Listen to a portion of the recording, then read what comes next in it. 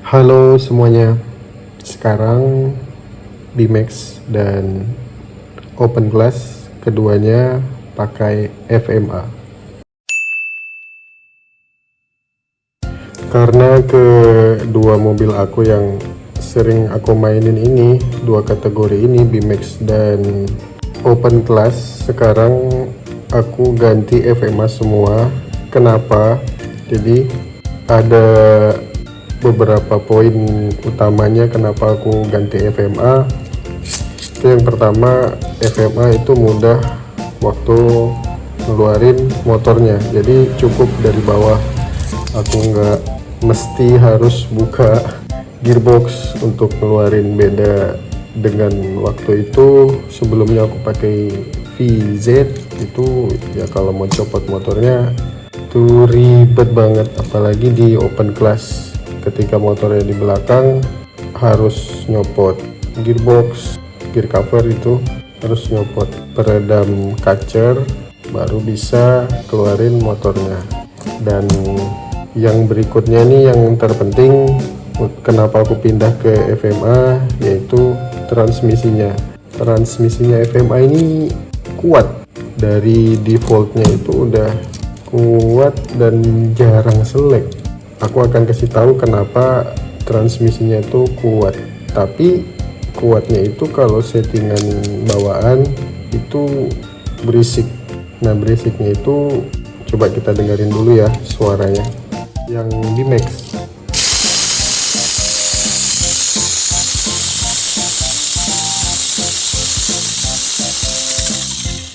Kemudian yang Open Glass.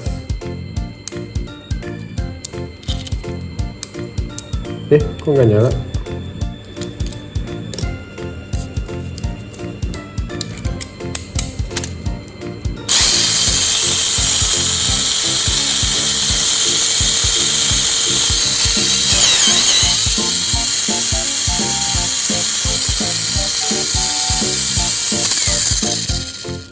Aku nggak tahu kalau di hasil rekaman suaranya gimana, tapi yang Bimax ini lebih berisik, dan yang Open Class ini lebih halus suaranya, lebih ke suara mesinnya yang kedengaran daripada suara transmisinya. Jadi aku kasih tahu kenapa di FMA yang basic itu bisa berisik. Ini transmisinya FMA. Ntar aku copot dulu. Iya, kalian bisa perhatiin di FMA itu di sini, kelihatan nggak? Nah, jadi penahannya si crown gear itu dinding ini tuh ada natap di sini dia, makanya berisik. Beda sama sasis yang lain seperti VZ, Super 2, Super One, yang lain lah. Penahannya di sini, penahan stoppernya si crown gear. Tapi kalau di FMA itu di sini, makanya dia transmisinya itu lebih kuat daripada single shaft yang lain. Tapi konsekuensinya yaitu suaranya berisik. Dan karena di Bimax ini unprocess, nggak boleh dimodifikasi termasuk transmisinya, jadi ya nggak bisa berbuat banyak. Soalnya ini sulit diakalin, gimana caranya, nggak bisa. Jadi poinnya itu yang membuat FMA ini berisik. Terus ditambah lagi ini posisi spur gear juga nyangkut di sini, jadi ya gimana ya, double jadinya berisiknya itu. Waduh, nggak kalau aku yang penting ya udahlah, yang penting diputer muter udah lancar begini aja udah aman aja, udah tinggal pasang main, udah gitu aja. Nah, sekarang aku mau kasih lihat kalian apa yang aku lakuin di Open Class, kenapa dia bisa lebih halus suaranya. buka dulu gear covernya. Yap, aku mau melakukan pemrosesan untuk di transmisinya. Yang aku lakuin di area depan, area transmisi utama, yang dinding ini aku papas. Tapi sebenarnya nggak dipapas juga nggak apa-apa, karena aku juga ngelakuin ini nih.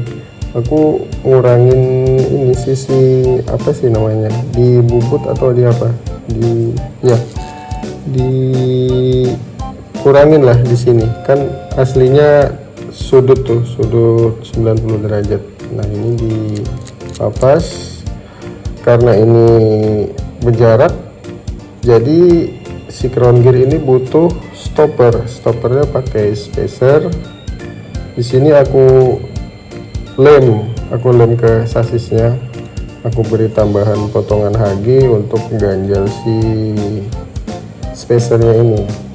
Setelah crown gear ini ada spacer 1,5 mili, baru ke spur gear. Nah, di sini juga spur gearnya udah nggak mepet ke sasis, jadi ya aku trim juga sasisnya, yang bagian ini tuh di trim.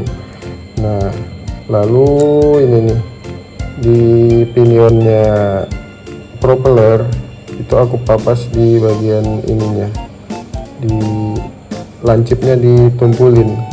Tapi sebenarnya kalau aku perhatikan kayaknya aku nyesel deh ini numpulin gear propellernya ini, pinionnya ini, karena kayaknya nggak ngaruh deh sepertinya. Kalau untuk yang di belakang aku cuma nambahin washer yang small di sebelahnya, di sebelahnya bearing. Di dalamnya bearing ini ada washer yang small, itu ada 2 piece, ya itu aja. Di sini ya gini aja susunannya.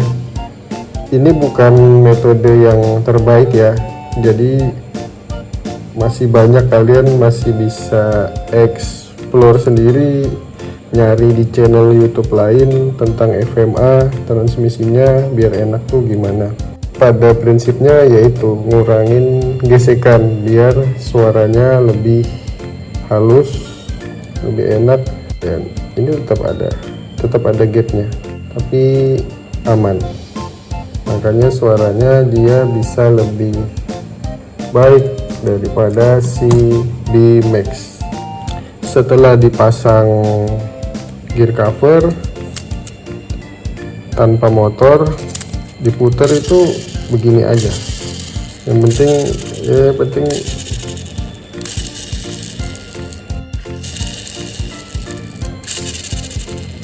nah gitu.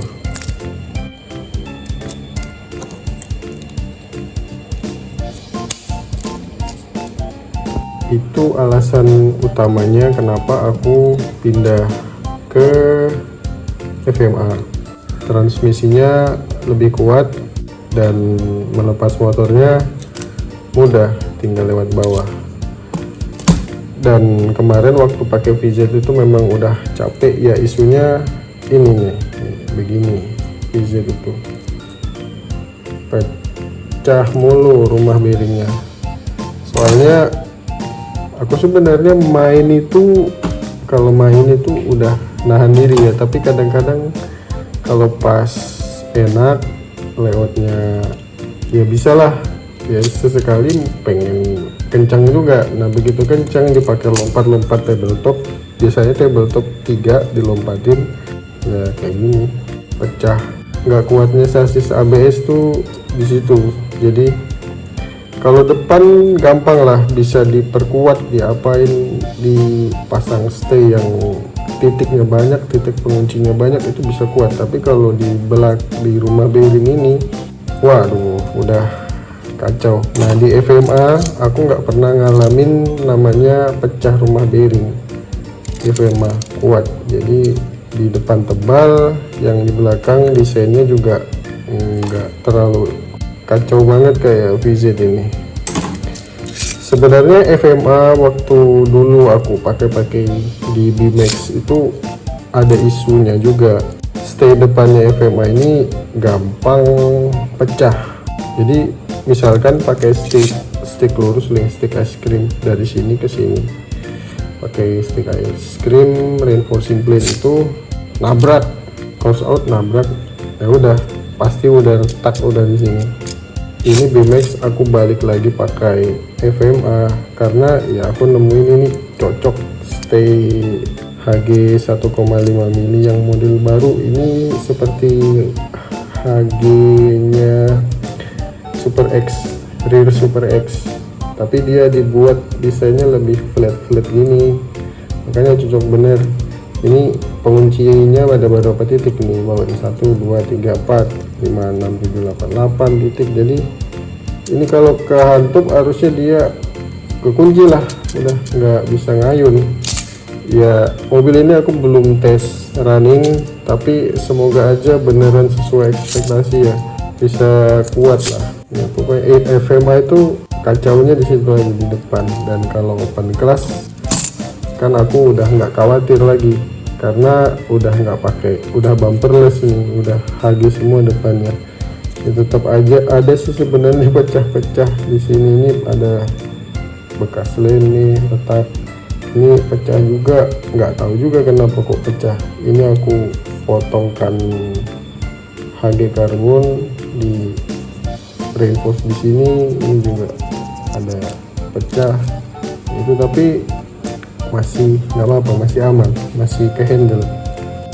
Waktu terakhir aku main Mini 4 WD itu layoutnya tuh enak gitu, jadi obstacle-nya itu cuma ada tabletop 31 aja, dan lane changernya bukan lane changer yang biasa pakai bridge, dia model rainbow. Jadi waktu itu masih pakai VZ, jadi ya sudahlah, kencengin aja, agak di los aja remnya dikurangin, pakai hyper dash si VZ bukan yang ini, dan open classnya pakai power dash. Ya ternyata aku compare videonya, kecepatannya bisa bareng sama, dan ya kalau di akhir video bisa aku lihat itu ternyata malah si BMX VZ itu yang duluan finish daripada si open class ini. Jadi ya karena waktu itu aku berani pakai VZ itu kencang karena lane changernya juga mendukung ya. Kalau lane changer yang model biasa yang bridge itu, wah itu lompat tabletop 3 terus bisa lewat lane changer seret, itu mustahil kalau di mobil aku di BMX itu susah bener ya. Buat kalian yang suka FMA atau yang pernah ngerasain pakai FMA, gimana pengalamannya pakai FMA itu, sama nggak sama kayak aku tadi, transmisinya berisik nggak, terus performanya gimana nih menurut kalian FMA daripada single shaft yang lain?